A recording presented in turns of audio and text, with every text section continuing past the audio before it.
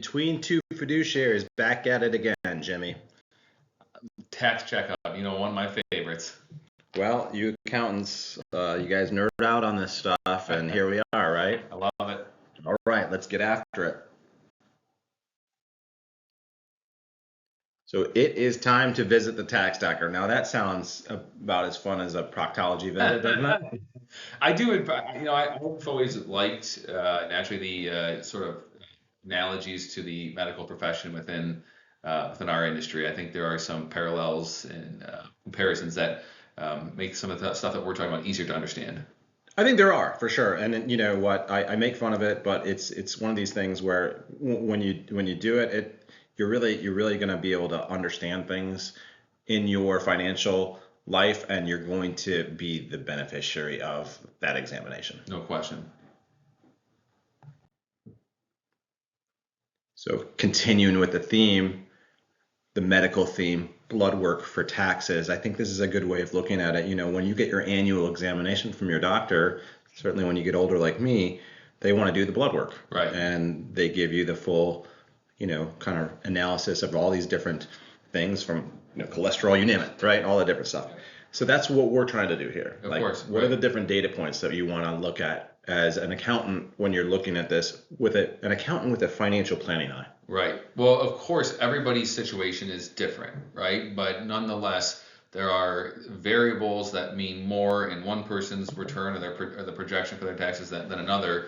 But at the end of the day, these are some of the data points that we think are most important to be tracking, right? So, most people out there that are still working, at least, are paid via a W-2, wage employee, right?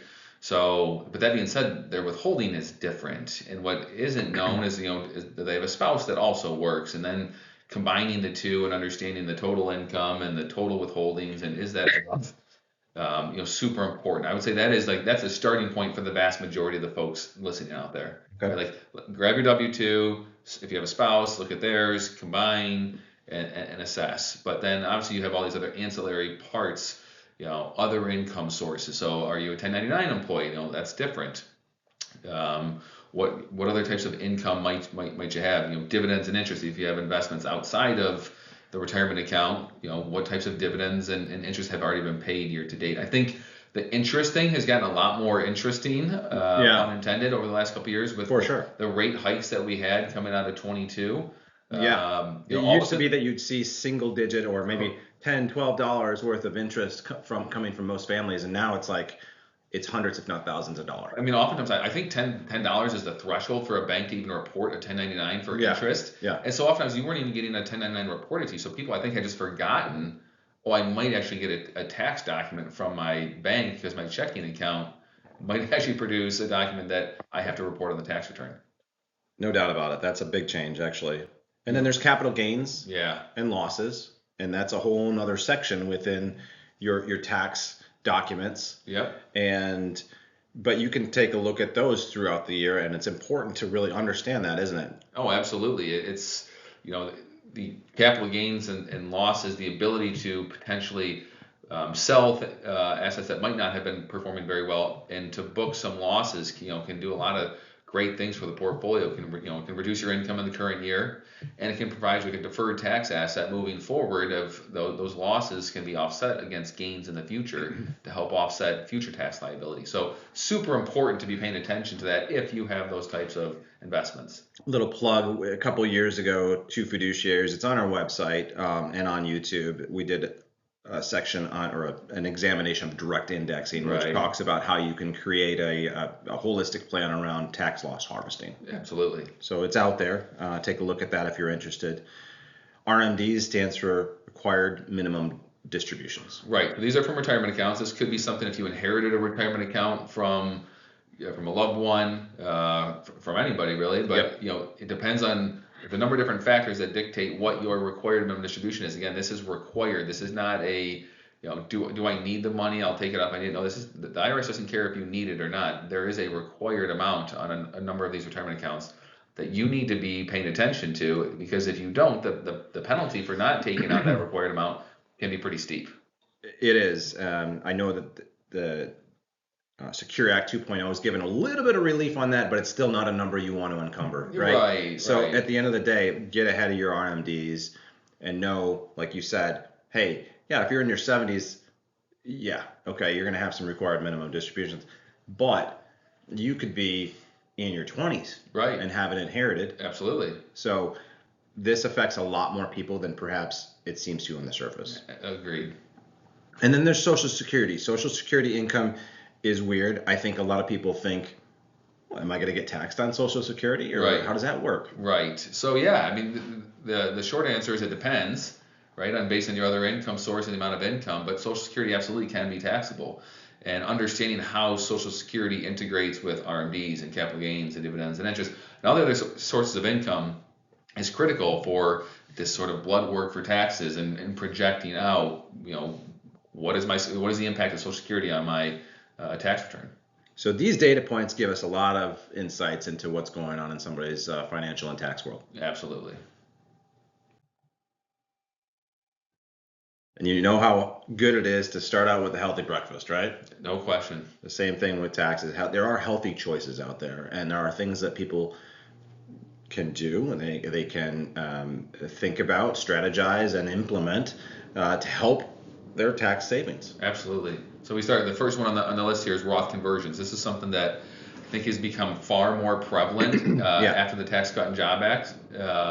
So still a very viable option for a lot of taxpayers out there. Essentially, the calculus that needs to go on here is determining what is your tax bracket now and what do you project your tax bracket to be in the future. And if you expect it to be higher in the future, then you'd probably want to pay tax, some amount of additional tax now and convert some of those pre-tax dollars so you don't have to take as much of an RMD in the future. Yep. Right. And you got more money in a non-taxable Roth account moving forward. We know for a fact, doing financial planning and looking at these, the impact of Roth conversions done at the right times in the right amounts, Right. They can have a shockingly high impact on people, like to the tune of millions of dollars. Yeah, absolutely. Yeah. Again, I think it's something that's very very individual. It needs to be. You need to have a professional plan built out that understands all your sources of income now and moving forward into the future. And does this make sense for you? But for a lot of folks in the current environment, I think it does. So taking a different approach here, QCDs. Right. These are a way of reducing taxable income in a given year. Tell me about those. Yeah, so these are qualified charitable distributions. This is something that's a nice taxpayer-friendly change to the tax code that the IRS has made for individuals. Again, you have to be a specific age to do this, but instead of if you have a required minimum distribution, you could reduce the amount of that required minimum distribution or eliminate it entirely through giving money to a qualified charity from your IRA. So if you don't need that money, if you're one of those folks that are in a pleasant position of not needing the money, but you're still required to take it out, this is an avenue for you to just take the money out of the account directly to a qualified charity, and then that money doesn't that distribution doesn't even show up on the first page of the 1040 as income. Right. Which is just awesome because it reduces your taxable income, but then all the other there's so many different components to the tax code that your deductions are based off of your modified adjusted gross income or off of just your adjusted gross income, and this money doesn't even show up as being on as part of your adjusted gross income. When you do a QCD, the amount that you give doesn't even show up in the tax return. So it reduces your taxable income, but also can have additional ancillary benefits of being able to still take other deductions on the other side. Yep. That can be improved or enhanced because of giving the money to the charity. And then there's the side about the charity. And shout out to my mom. She's done these QCDs the last 2 years. She's given money to St. Jude's. And I think it's really great because I think people not only can they help themselves on the tax front, but they can make themselves feel good, and they can, in fact, have a big impact on a charity of their choice. Absolutely.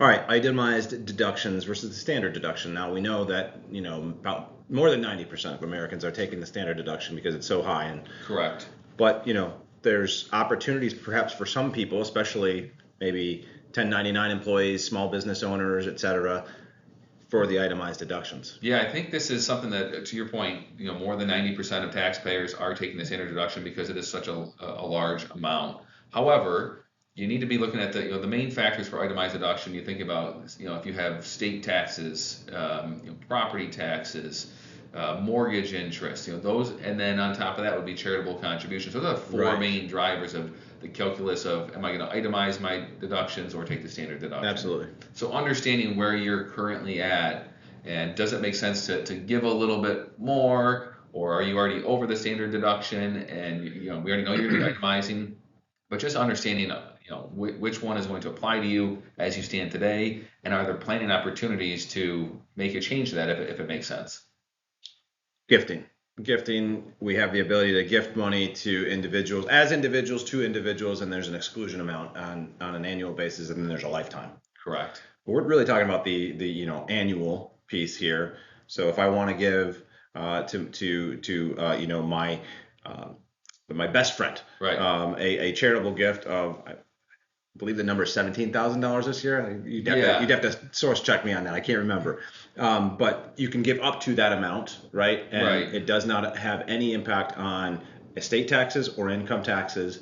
You can do that free of charge. Correct. I think the important point there is it doesn't really matter. Fact checking on 17,000. That number is, index It's a for movable inflation. feast. It's always changing. It continues moving. The important part is, where am I at from an estate perspective, and is this something that I want to do? And Sure. if I want to do it, how much money makes sense to make that gift? So again, Precisely. this is where it comes back to meeting with a professional, having a plan, having that plan be the guide for you, is to understanding, if I make a gift, how much can I give, and how much makes sense to give, and who do I want to give it to? Spot on. 529 plans. So these are the college savings plans, and they are state specific. Correct. And so there's going to be different rules and regulations around each state. Now, in the state of Michigan, a married couple can give up to $10,000 per year into a 529 plan. That's exactly right. So you get credit. You can contribute more than 10,000, but the state of Michigan will give you a credit on your tax return for no more than $10,000 contributions. So if in normal years, Michigan's tax rate is a flat 4.25%.